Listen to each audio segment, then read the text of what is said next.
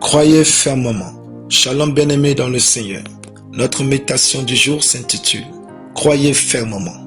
Nous tirons notre texte dans Hébreux 10, 23 qui nous dit ceci. « Retenons fermement l'espérance que nous professons, car celui qui a fait la promesse est fidèle. » Alléluia. Ne laissez jamais l'incrédulité des autres devenir votre foi. Il est écrit « Retenons fermement l'espérance que nous professons ». Avez-vous de l'espérance en quelque chose de précis? Alors gardez foi en Dieu. Avez-vous de l'espérance pour votre réussite? Alors gardez foi en Dieu.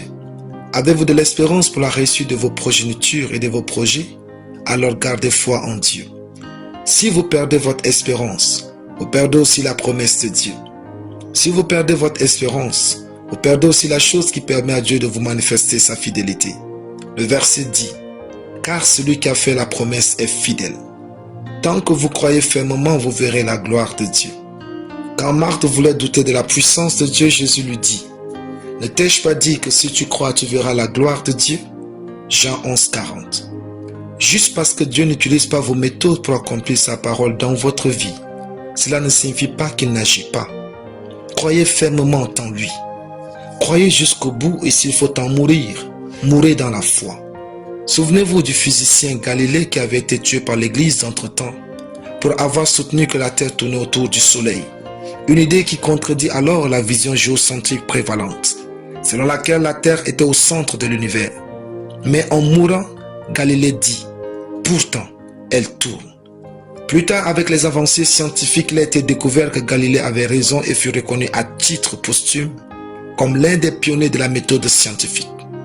Comme quoi, parfois, vous êtes tellement en avance des autres que vous voyez ce que leur esprit est trop petit pour concevoir. Souvent, seule votre foi connaît la vérité.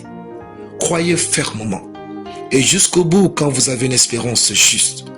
Marchez au rythme de vos convictions et de votre espérance.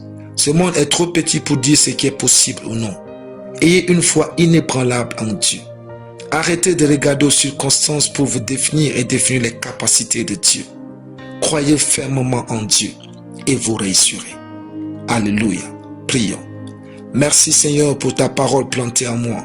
Je crois que tu es fidèle et agis maintenant en ma faveur en faisant de grands miracles au nom de Jésus. Amen. La lecture biblique en une année. Proverbes chapitre 11 à Proverbes chapitre 15. Soyez bénis. C'était le pain du ciel.